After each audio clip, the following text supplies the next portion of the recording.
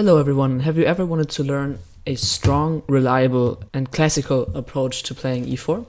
Well, that's what I'm going to show you today. So if your opponent plays e5, then you can just play knight f3, and after knight c6, now bishop c4 initiates the Italian game. There are a lot of different options here for black. He can play d6, he can play bishop e7.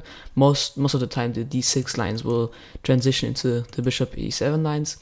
And he can play knight f6 and he can play bishop c5. There are also other side lines, but those aren't really played. So first I'm going to start with bishop c5.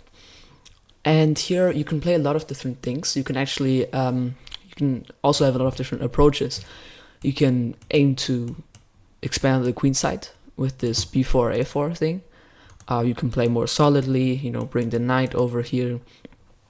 But what I'm going to show you today is one of the most dynamic weapons in the Italian game, the center attack. Now here again there are a lot of different lines, actually only two, but if black takes here, which is forced, then you can take back here actually, which is another line. But after bishop b4, bishop d2, this is very drawish. So I would here recommend e5, which is technically a bit worse, but from a practical standpoint it's completely fine. Here black has two different options, really only one, but the other one is played a lot on an advanced and intermediate level, which is knight e4, just moving the knight out of the attack of the pawn. But he can just play bishop d5. As you can see, the knight here is loose, so you can just put a threat on it with the bishop on d5. Let's say I try defending the knight. You don't actually take en passant here, but you take on d4. Now you're threatening the bishop. Bishop goes to b4 check, and now you block with the bishop actually. And here already knight e7 is the best move, as you can see. Knight e7 is the best move. But if they take, you're going to get a position that looks like this, where just up a clean pawn, and you're very comfortable with the open c-file and stuff like that. But let's get back to the main line, which is d5, which is probably what most people are going to play. Here you actually just sidestep the attack and go to b5. You're pinning the knight now, this knight is still attacked, so obviously it's going to have to go to e4. Now just take on d4 and attack the bishop, and again this bishop b4 check maneuver. But here you actually block not with the bishop, but you block with the knight. You're immediately putting pressure on this knight. After you castle, you can just take it. So let's say if they trade everything off, you're obviously going to have a great position with an active queen, active bishop, active pieces overall. But if they don't, and if they play something like bishop to d7, then actually you can just castle. They castle, and now you can actually just bring the bishop back to d3 and put some pressure here, and yeah, knight b3 now. And you're going to play a3, you're going to play bishop e3, and rook e1, and you're just going to put a lot of pressure on this knight. And overall, this is equal, but I would rather have white here, me personally, because white just has a much more comfortable position with the center pawns and stuff. Now let's actually go back and explore what happens if your opponent, here like in this line, plays knight f6 on the third move, which is called the two knights defense. Here again you can just play d3 and transition into like these c3 lines where you expand on the queen side. But if you want a more dynamic option, I would recommend knight to g5, which is a very strong move. This is played a lot on intermediate and beginner level, but they don't really know the theory. There are actually a lot of different things that black can play here. He can play the Drexler, the d5 main lines, and b5 gambits, and knight d4 gambits.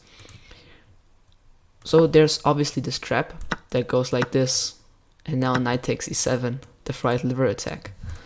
Now if the king takes now just queen f3, and yeah, this is like this trap.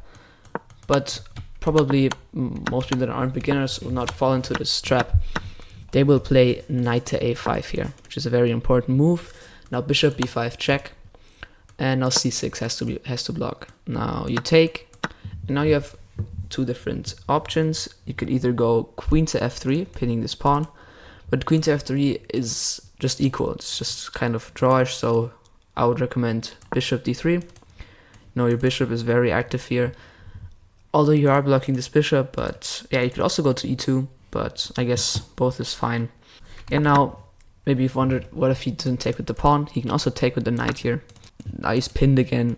Here you would just play simple. You just play d3, castle, and now take here.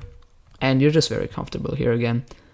Now let's look at one of black's more dynamic options after take here, b5, which is a very strong gambit. Actually, Magnus Carlsen played this against Gukesh. I don't remember which tournament, but he played it.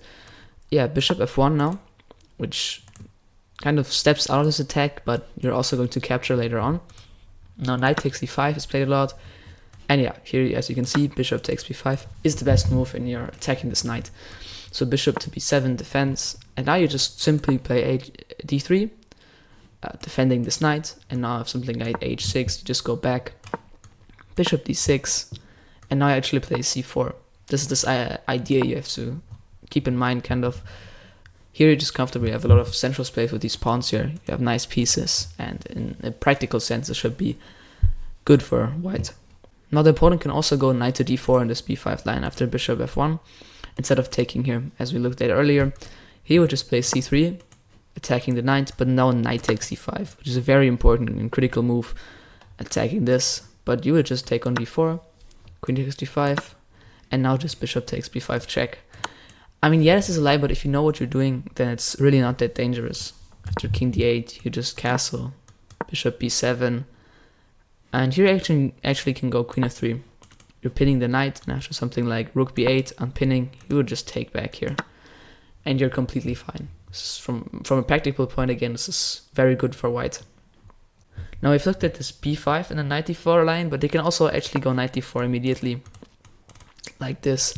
Here again, it's basically the same idea. c3, b5, you just drop back with the bishop, and after knight takes d5, again you just take on d4, queen takes g5, and now bishop e5, king d8, castles, and something like rook b8, you just go bishop c6. Now if they don't play b5 in this line, and if they instead choose h6, this is a very complicated line actually, but you can just take here. H takes g5, take on e5, knight takes d5, and now you just castle. And if it's something like knight b6, you would just drop back with the bishop, queen to d3, queen c2, I can just show you a few moves, bishop f5, you don't want to trade queens here, because the bishop is very active here, very good, and it's restricting your bishop. But you actually want to take on c7, you know, be brave, and kind of walk right into this attack after bishop to e7, knight c3, and now actually the brilliant move, rook takes h2. This is still kind of theory, and this is very, very playable, of course, for white and for black. You would just take on b7 here and aim to trade queens, queen f1, and now just queen f3 back, queen e3, and now you finally trade here. And this looks like a very drawish line. That is sometimes, but you can definitely still win here. You know, if there's something like bishop d1, which is actually nice to remember this move. It's relocating the bishop to a better diagonal. So now let's actually look at some of the sidelines in the Italian game. e4, e5, knight f3, knight c6, you know, this is just usual stuff. And now bishop to e7 marks the Hungarian defense. Here you just castle, and then knight f6, and now actually d4, which is this, you could play rook e1, but this is kind of the most aggressive move in this position. If they just take, then you can just simply take back, and then if they take on e4, now the crazy stuff happens. Knight f5, hitting this, hitting the pawn, and if they try to defend with this bishop f5, now queen to d5, and you're hitting mate, and after castles, this, you're just better. I mean, it's not completely winning because your opponent's gonna win your piece back, but you're just better because you have good pawn structure. Now it's similar, but you just have open files and you're a bit better here.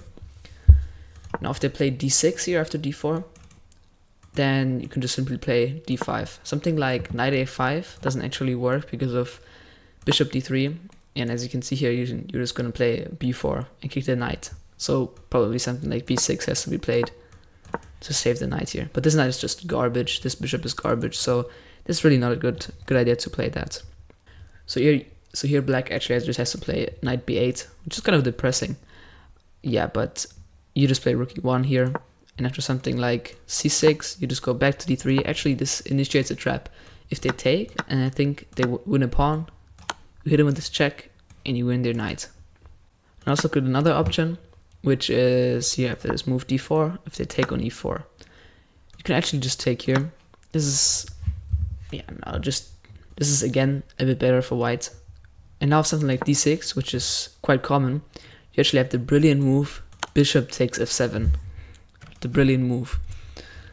Because if king takes, now queen to d5, forks the knight and the king. And if something like king f8, you would just take the knight. And you have good pieces, while he has some struggles developing his rook. And his other pieces too. And if he tries to dodge, actually, there's a trap, e6 is checkmate. And if king f8, you just have e6 anyways. And this bishop here is very strong, and these pieces are just complete garbage. I get this off my screen. And yeah, you're just better here. So the Hungarian defense isn't really something that you should be afraid of, because at the end of the day, the lines are very simple. You're just going to castle and play d4. And then, I mean, if you look at these lines, it's just natural moves. Like here, taking on e5 is just completely natural. And, you know, you do have to know some theory, like that bishop takes f7 just wins the game. But yeah, let's look at another sideline, which is rarely played. But it's this d6 sideline. This d6 here, which is a weird move. Now you can do a lot of different stuff here. You can actually just castle.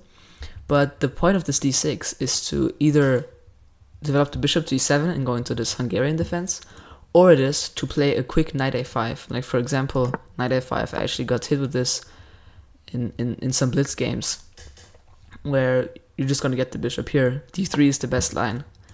But personally, I wouldn't get into this. I would just play this line. Just goes like this, d6, and now just d4. It's kind of transitions into kind of like a scotch actually. And if they take here, you just get this position. Knight f6, and now it's a scotch.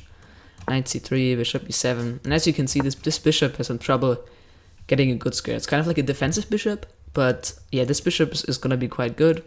Can probably trade off on e7.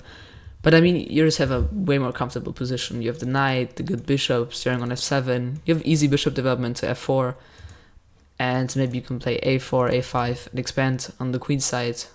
Those are some plans. Or you can go for an f4 attacking plan. It actually kind of looks like a Sicilian position, but with the c-pawn for some reason, if you really think about it.